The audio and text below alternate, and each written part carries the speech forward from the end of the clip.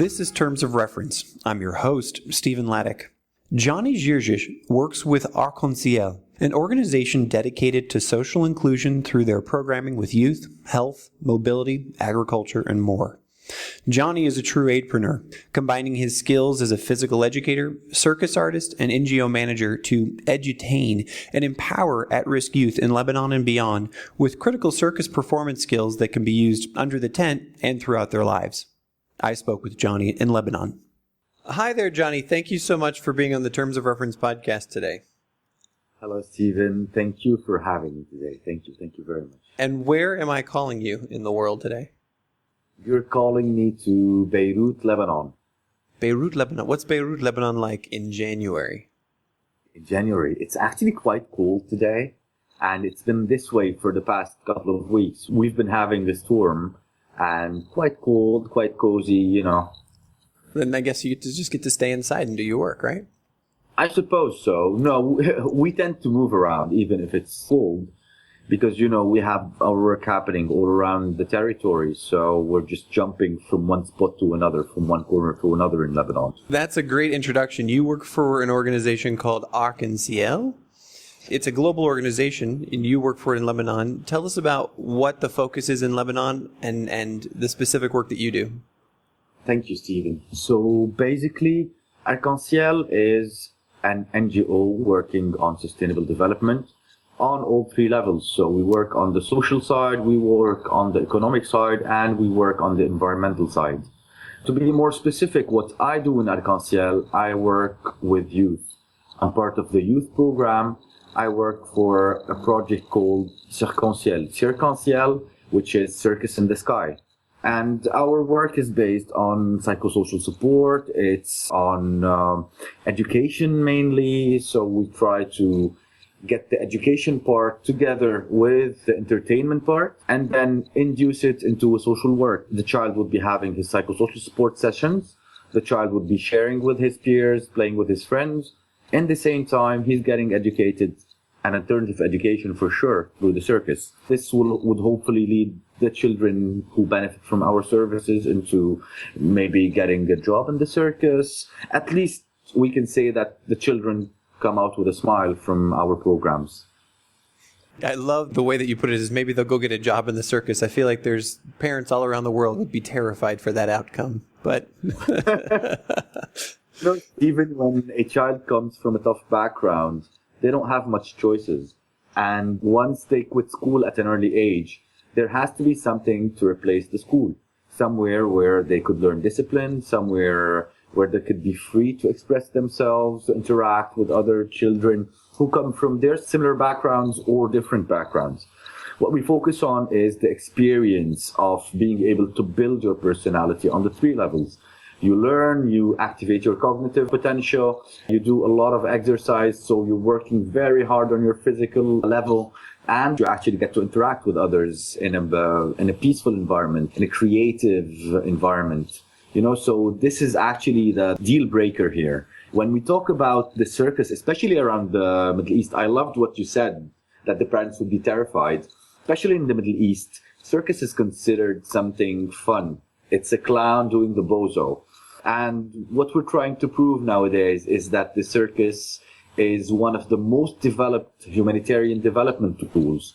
So through the circus, you could achieve total objectives for a whole life for a child.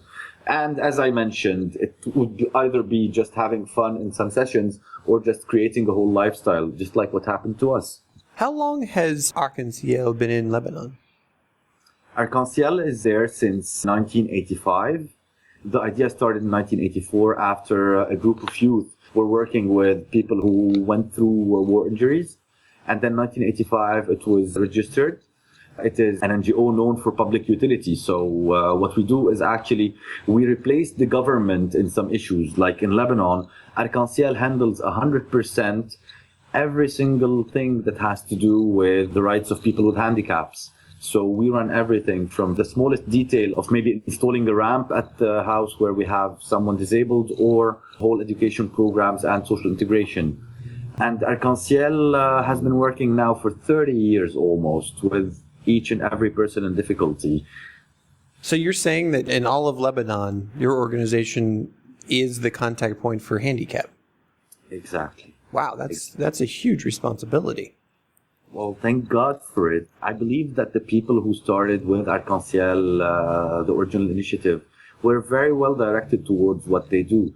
So they could pass decrees in the government as well. This is what happened. We passed a couple of decrees that had to do with people with handicaps. And then this turned out to have a very nice impact on the disabled people and on Arcenciel, since the government signed the contract with us to handle everything. So tell us about how you got to this point. How did you get introduced to the organization and eventually become player in it, an actor, someone who's taking the movement forward? So basically, Steve, I was a beneficiary as well from Arcenciel program back in 2002. I was delinquent, maybe we could say that, a bit. And then I benefited from the circus program as a rehabilitation for me because honestly, just like any child, I dreamed of being in the circus for a while, and then that came true. I don't know how. I believe I just found Arcenciel, which was next to my house, and we were lucky enough to have this kind of program that opened up new horizons for us. As I benefited from the program, I started touring with the circus for a bit after learning for a couple of years. I was able to open new horizons as well in the corporate field. So what I tried to do personally during these past 12 years, was to get the corporate experience and then get the NGO experience, the educational experience as well, building curricula and other things. And through that, we are where we are now. We are trying to work the official educational part of circus, because what we started 12 years ago obviously was not very organized. I enjoyed the circus so much that I want personally, and with the group that we are as Arcenciel, to bring it to another level, to an official level, just like what happened with Arcenciel on the handicap level. So we want to be a reference in the circus world around the Middle East. We want to bring the circus culture to every house and show people how important it is. I took somehow exactly the same itinerary that I would want any of our beneficiaries to have, to come out from a very distressed point in their lives and then work together in order to build a whole life, be it through circus or other things. You know, you could learn everything through the interactions you have in the circus, inside our training space, when communicating with other partners or beneficiaries. This is how I came here. So tell me about how it actually works. Give us an example of a typical project that you would be doing. You said that it incorporates all of these different aspects. What's a typical day look like? What's the training facility, etc.? So we don't have much typical days because we don't work in one spot. So our work has a better reach when we go to our beneficiaries. Basically what we do, we tour around, we work with international NGOs. We work based on covering psychosocial support activities for beneficiaries if they are part of the Syrian population that's around Lebanon or during past crisis. And on other hand, we have sessions that happen in Beirut, in our center, where children and adults can come, take part of regular activities, be it educational or just recreational. We do outings, we do festivals. So we have a reach to different elements of society. We have a reach to, let's say, community centers that are located in different areas and with which we work through Arcenciel. So we already have partners who request us to come and do our activities there.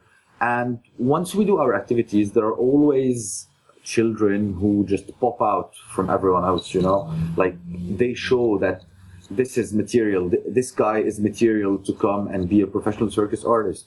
And from there, it's their choice. And of course, we take the consent of the parents to pursue a more professional aspect of his circus practice. This is how the recruitment happens, be it through the international NGO programs or through our regular activities at our centers.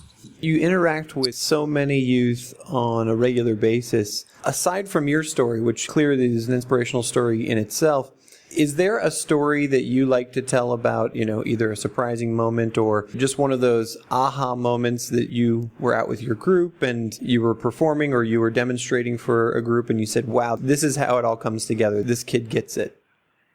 A while ago, we were working in a center called Tahaddi. Tahaddi is a challenge in Arabic. And at Tahaddi, we have children who have no identity cards. They come from a very tough background. And in there, we had a young guy. He was 12 years old. When we went to their school, to this center, Tahaddi, he saw us coming. He saw one friend of mine juggling as we were getting to meet the kids and everything. He just came there and told him, how do you do this? How do you do this? My friend Maher demonstrated to him. And this guy just simply takes the 3 balls and gets going. You know, it's a bit awkward. His movement was very awkward. But then you see these people who were born to actually do it. Really, this kid was an aha moment. And we're still following up with this kid. It's been 2 years. But on another level as well, I can tell you the story of one other guy who joined the circus in the same time I did. Wonderful guy, wonderful spirit. And he comes from a tough background as well. They didn't get quite a childhood. Is one of the best jugglers you can find in the Middle East. He was not able to practice this because of a certain condition that he has. He was affiliated.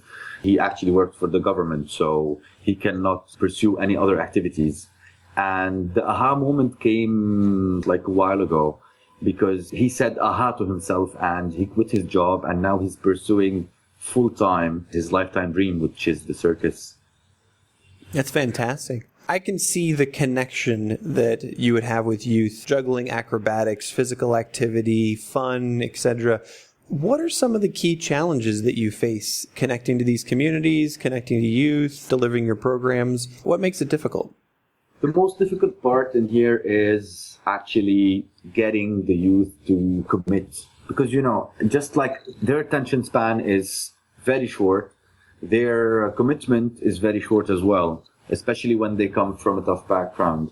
So our main challenge would be to always follow up with these beneficiaries, to have something sustainable with them, because there are so many things that could stop us from doing that. There is the transportation issue. There is their locations issue, because they mostly live inside camps or they live inside community shelters. So access to these locations can be tough at some times. And actually, it's a problem to have the child come in for practice because the parents would think, yeah, I would rather have him go work instead of going to practice circus. He did not drop out of school to go and play in the circus. We have these kinds of objections all the time. Another thing would be having professional elements in our troupe. Circus is not very famous in Lebanon, and this is why we don't have many artists. We have clowns, we have some jugglers, but they're not still up to the level to be able to teach, to be able to have a degree in circus or the proper training in order to be part of something that is a big production. So as we work on many levels, challenges differ on these levels. On the professional level or educational level, there's always this problem of getting the commitment of people. People look to go and make money.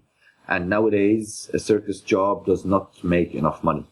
Tell us about funding then. Who funds your work? You said that you partner with international organizations and you help implement their programs. Are you also a direct recipient of donor monies, or do you go out and raise funds, or how does that work? We had a project running for 2 years with the European Union that was called Circus, Circus for Unity and Solidarity. And this is one of the funding sources that we had. But before and after that, we are proud to be a social enterprise. We have a business model that can support us all year long. We do corporate work to support our social work. We get some contracts from international NGOs, from implementing partners, in the matter of fact, be it local partners such as Beyond or international partners such as World Vision. And projects differ based on what we're delivering. But our funds mainly come from our personal work. So we get the money coming from sales. We do regular sales. We go into the market. We entertain. What do you sell besides the show itself? Are you selling merchandise as well, or? Merchandise, we're not into that yet, but we're thinking about starting something nice in here to start manufacturing our own material, which will be 100% handmade, and then selling this. But this is on a further note. Up to now, we sell services such as circus performance, dance, aerial shows, and etc. An income that could actually get us on our feet. That's exciting. How does this get organized? Who runs it? Who manages it? And are there any specific ways that you've found or specific techniques that you use to organize the work or manage your actors or manage your participants? We have a legitimate business model. We have a constitution. We have our policies, our procedures. So on the institutional level, it's like any business, Stephen. We have our production team. We have our administrative team. We have our media and marketing team, our communications team. We have our monitoring and evaluation team. So it's really just like any other enterprise. And the only thing is that we're running a circus. That's awesome. How big is this organization in Lebanon right now? Arcenciel, all in all, is quite big, over 600 employees.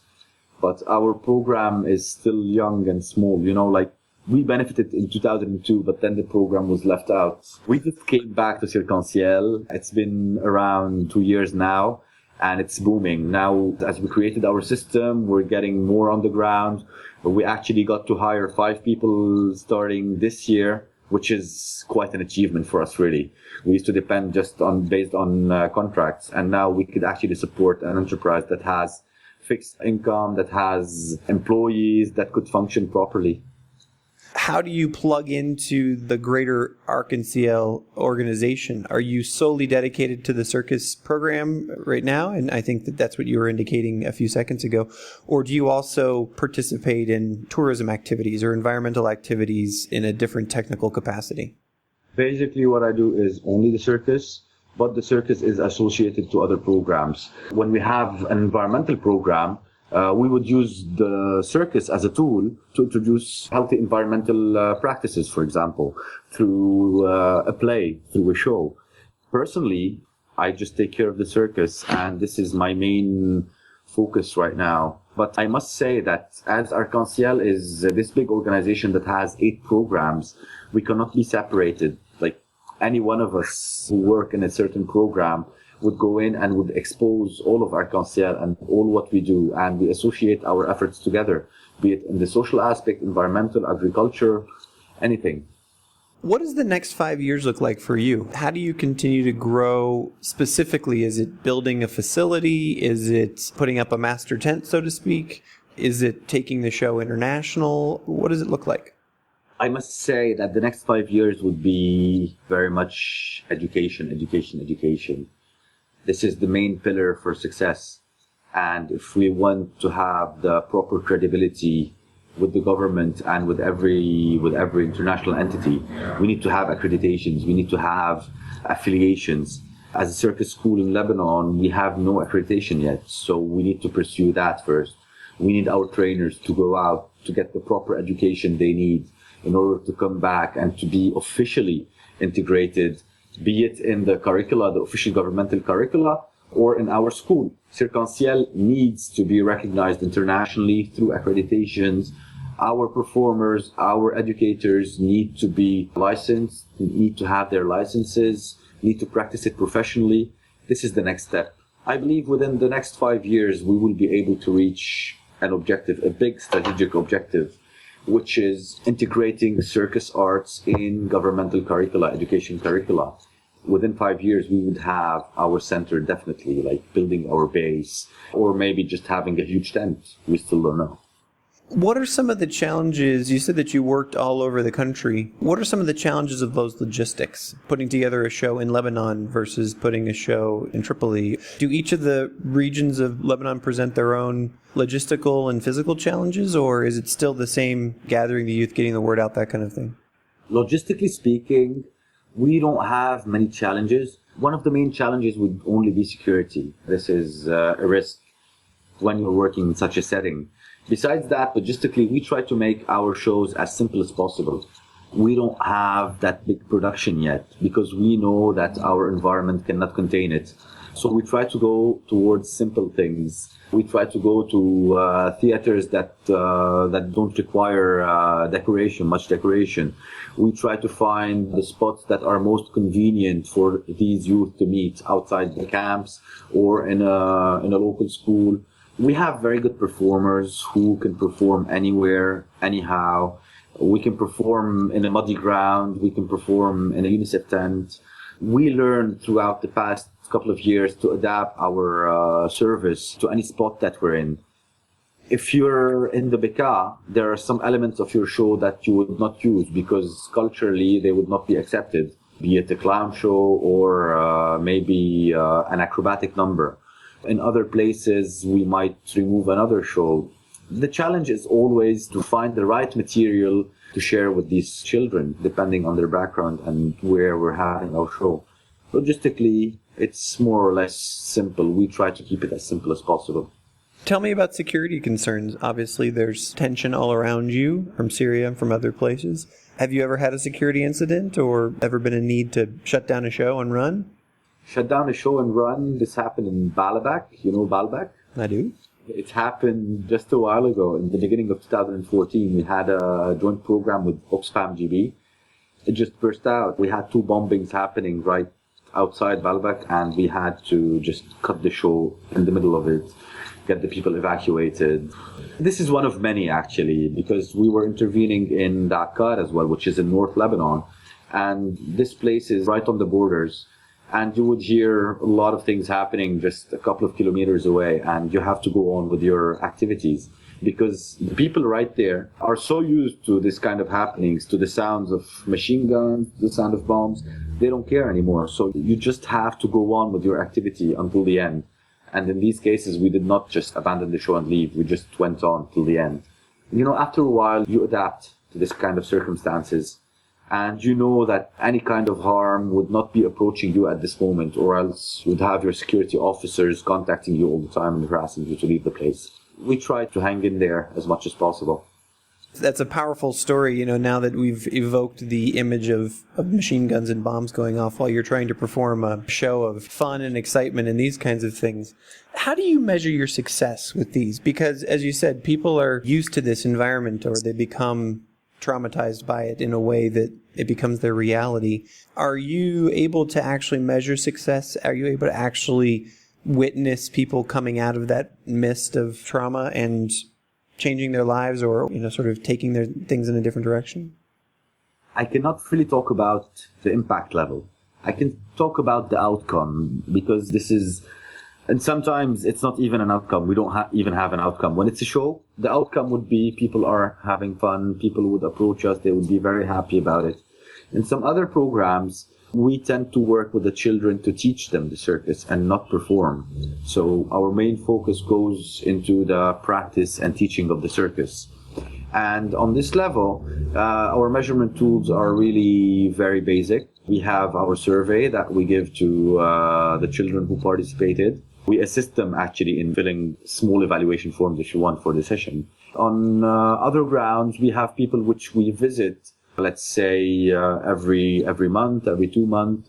In these cases, we can follow up on the advancement on the technical level. We can follow up on their psychological level. We can actually monitor their behavior, see where we got with them. We take our notes, we do our baseline assessment, and from there we take it. Again, this is just like any normal evaluation process. We start with the basics and then we go on to monitor the progress based on the indicators that we put for every age group, of course, based on the gender and everything.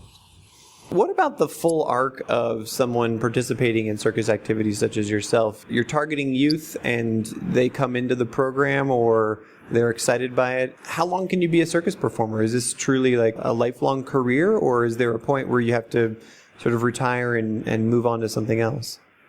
Personally, I see it as a long life career because we've been there for the past 12 years, not doing it uniquely, but now we're at that point. After you finish your performance time, like you grew old or God forbid you have an accident, there's always the alternative of producing, there's the alternative of co-creating shows. When you're at an age where you cannot perform anymore, you just teach. And this is the main thing. If you have the capacity and the training, the proper training in order to teach, this is a lifelong thing. But if you're only focused on doing it periodically and then you're going to leave, I suppose each person can either go on for it all the way or just drop out. It's just like any athlete, let's say. Michael Jordan, he quit playing basketball, and then after quitting basketball, he owned a team. This is a potential in circus as well, because the market is going to grow, this culture is going to spread, and it's going to reach more people, and you're going to have to need all the elements to make it work.